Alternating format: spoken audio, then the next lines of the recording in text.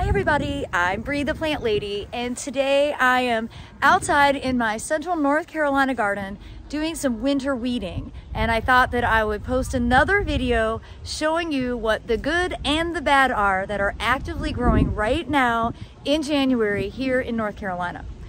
Now, if you're doing my cottage gardening instructions growing from seed, this will be a very useful video because I'm going to identify all the problem plants and all of the good things that I sowed. I have got a really heavy load of chickweed, and to be honest, I don't think that it's humanly possible for me to actually get all of this out, but I know I have to try. I know from experience that just covering it up with mulch doesn't make it go away. It doesn't smother. So I'm gonna go ahead and spend some time out here doing exactly what I'm doing right now, is trying to get these little bits of chickweed pulled out. Other weeds to be on the lookout for include, I think this is what, purple dead nettle. Lamium, that's what I call it, lamium. It's its botanical name. I have a lot of this in the garden. I also have a lot of this native Carolina geranium, which is really a beast of a plant. It's easy to pull out, but boy, once you start looking around, you see that it is abundant everywhere. So this is another type of lamium. I believe this is called henbit, and that's another one that if you can go ahead and get it out now, it'll definitely be to your benefit. It's an abundant plant. It's everywhere, at least everywhere in my garden. I mean, look, it's growing up in my little glass centerpiece here. You know, basically my thought with weeding is if I can just do a little bit on a regular basis, at least I can feel like I've tried to make a difference. I mean, there's something to be said for just spending 5 or 10 minutes doing something, and then you do that every couple of days, and you know, in a month's time, you've actually made a big difference.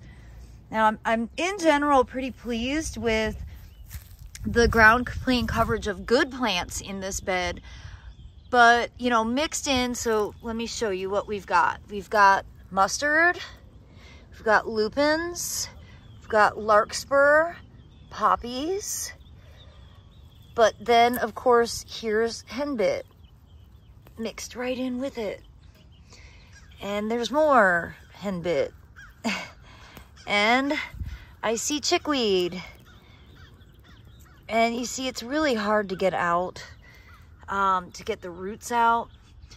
So you know, if your beds are looking like this, don't feel bad. I think when you have more good than bad overall, that's the right formula. I don't think that there's such a thing as a weed-free garden. I started to chuckle after I said that, because I'm like, am I just saying there's no such thing as a weed-free garden to make myself feel better? And yes, that's possible.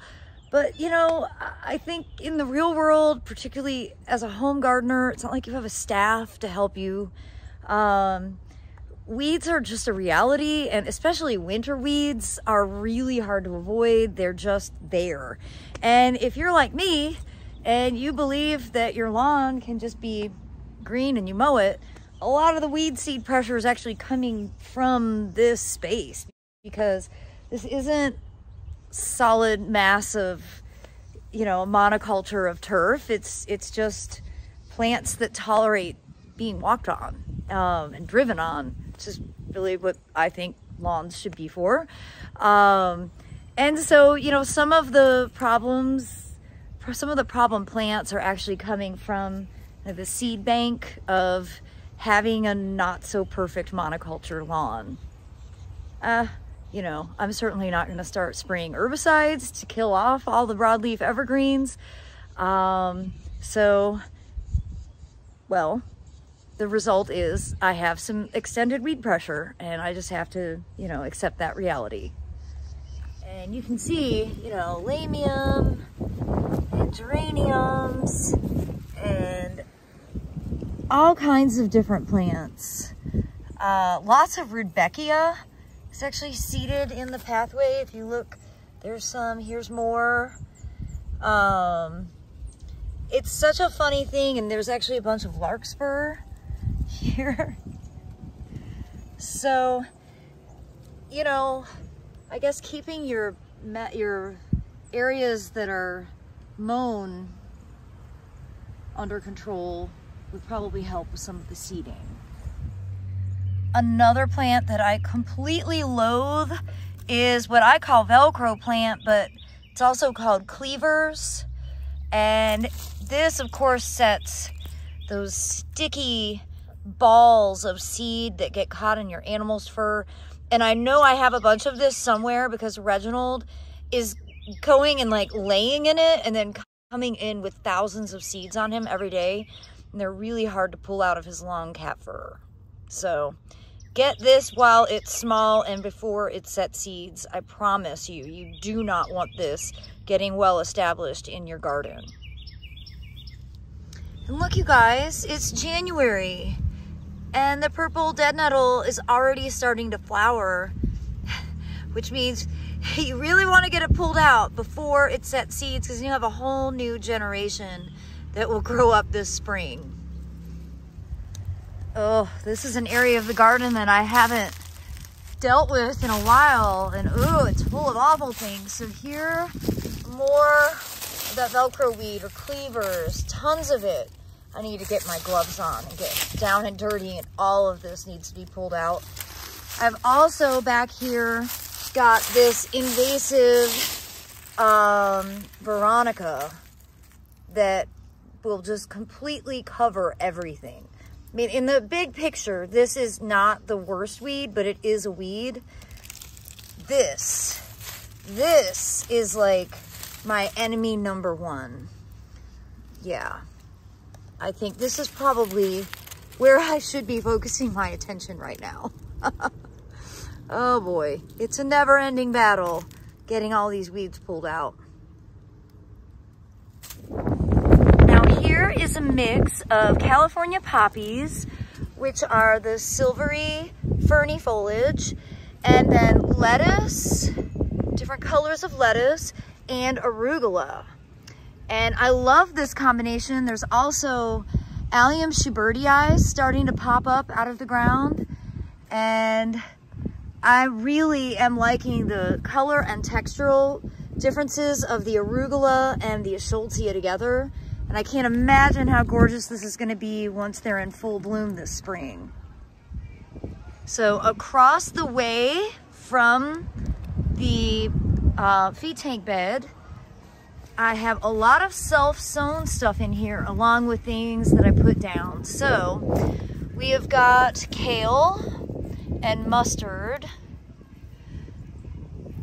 poppy, chickweed. If I see it, I have to pull it. That looks like money plant. Let's see, here is larkspur, here is lamium. Bad. Lots and lots of larkspur, more poppies, of course garlic as an edge. Here's the crimson clover. So you can see there's a mix of good and bad, and that's pretty typical. The more you can do now to get the bad thinned out, the better next year will be.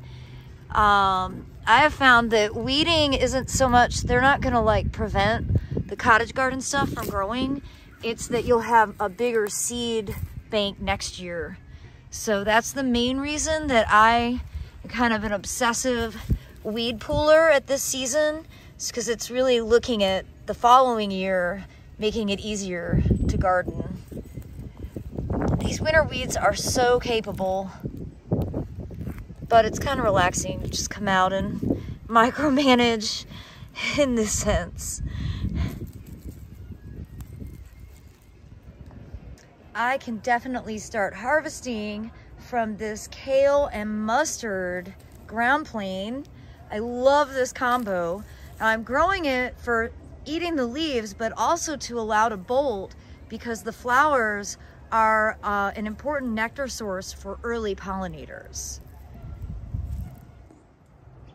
Now out here in the big cottage garden, everything looks great, a bit further along than what I would normally think of for this season. You can see those are all bachelor buttons right here.